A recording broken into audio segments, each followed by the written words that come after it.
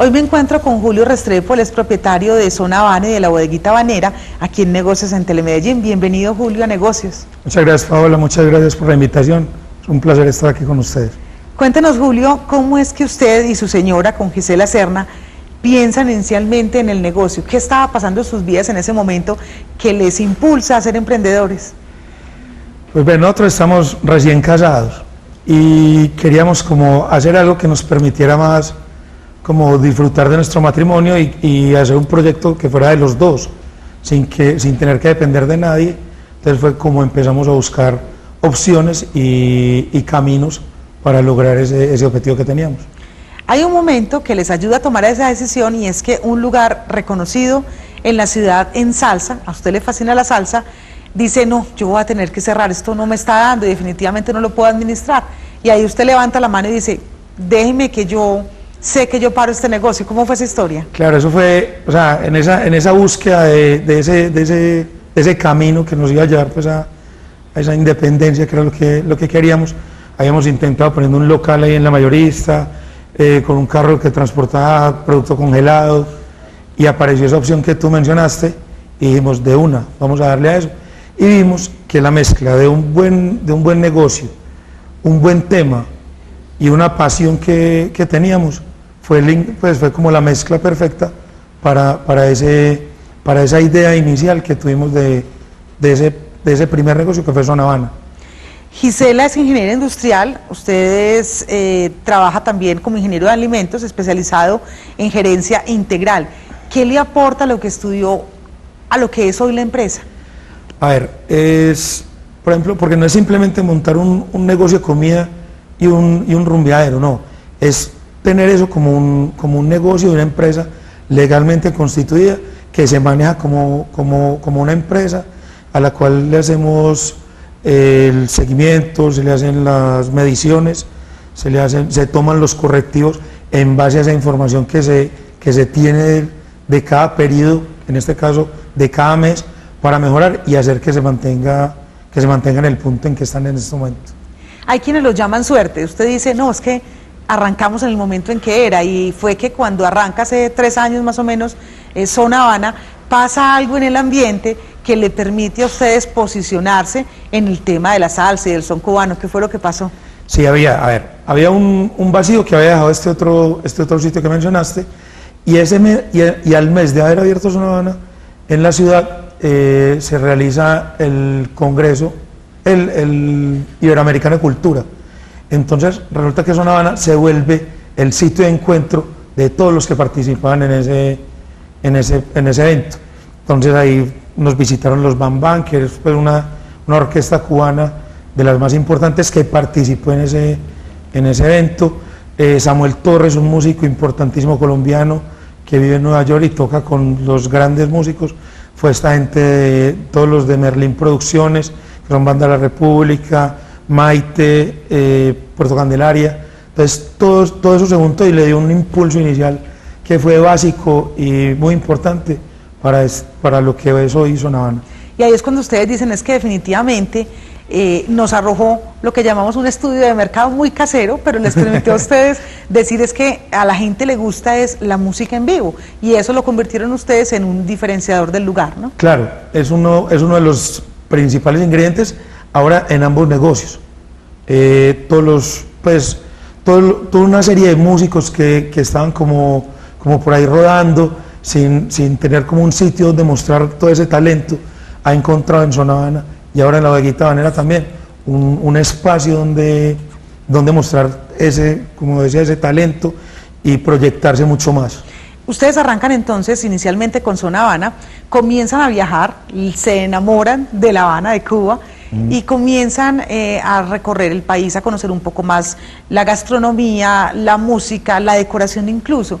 ¿Qué es lo que recopilan de esos viajes antes de abrir el siguiente lugar, que ya es de la Bodeguita Habanera? Sí, en cada viaje íbamos como empapándonos más de la cultura y la idiosincrasia del cubano como tal.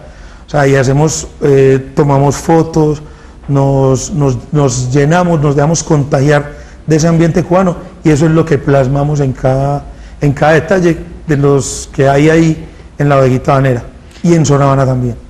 Hay un elemento y es el de la gastronomía que ya lo incluyen dentro del siguiente lugar que crean, que abren en diciembre del año pasado, que es el de la bodeguita habanera, y era el de la gastronomía. Bueno, ¿cómo hacer para que tuvieran una carta que agradara a la gente que le gusta este tipo de alimentos, de comida, pero que además tuviera una persona que siguiera con esas recetas que ustedes habían estado recopilando durante años, desde que les gustaba los viajes e ir a Cuba, ¿no?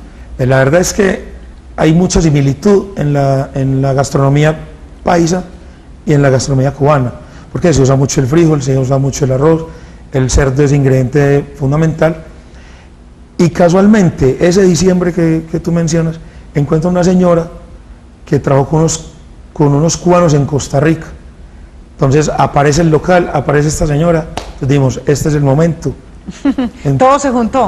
Todo se volvió a dar y encontramos ese local que está ubicado muy bien ahí en el segundo Parque de Laureles, una zona que está teniendo un impulso grande. Un auge en todo el tema de gastronomía, y uno ve permanentemente pues los restaurantes desde Milagros, sí, hasta toda esa calle. Hay mexicanos, y hay peruanos, y hay pizzerías, hay italianos. Entonces llegamos nosotros con este que podía ser un diferenciador, porque no hay mucho, o sea, no hay mucho de comida cubana, además es similar, y tenemos el plus de ese ambiente y la música en vivo que también estamos presentando ahí. ¿Y cómo es el tema de enseñarle a la gente un poquito y decirle, no, venga, es que pruébese, déjese atender, no coma el arroz blanco, llévese este distinto que tiene un sabor especial? Eso ahorita es un poquito más fácil aquí en Medellín. Anteriormente, estaba hablando hace unos 15 años tal vez, éramos muy tradicionalistas y pues no nos cambiaban el chicharrón y los frijoles por nada.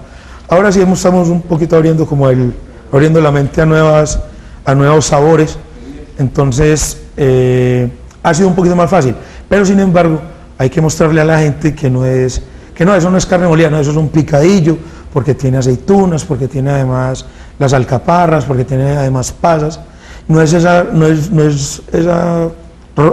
carne desmechada corriente, sino que es ropa vieja, que tiene pimentón, que tiene el guisito típico cubano, que se hace con el aceitico de lo que fritamos, y le da ese sabor especial del toque necesario. Entonces la gente lo ha ido conociendo y le ha ido cogiendo el sabor.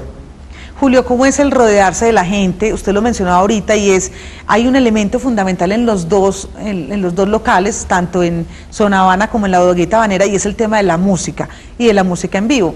¿Cómo hacer ese tipo de audiciones o de espacios o de recomendados, de referidos, para realmente tener los artistas que quiere ver la gente en su lugar?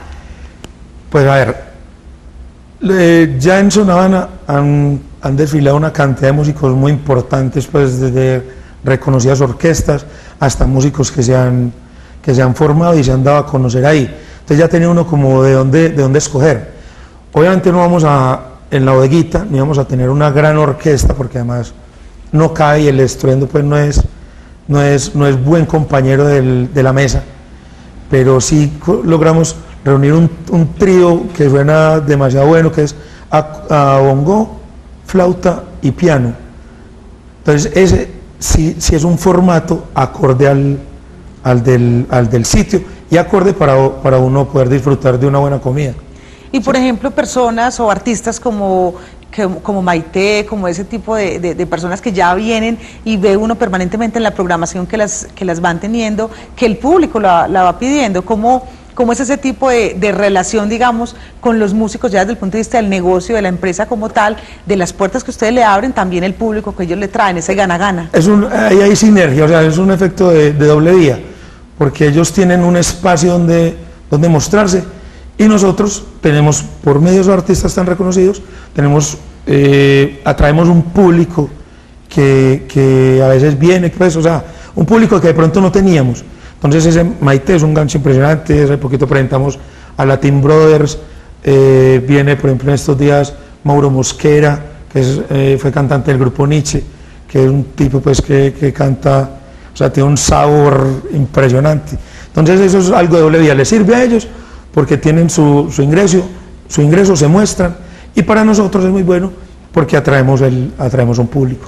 Pues Julio, muchísimas gracias por haber compartido con nosotros aquí la historia de su empresa, estos dos emprendimientos de la mano de su esposa, y que hoy pues ustedes van Importantísimo. viendo esos resultados, Sí. tanto Gisela como usted. Muchísimas gracias. No, gracias a ustedes, Paula.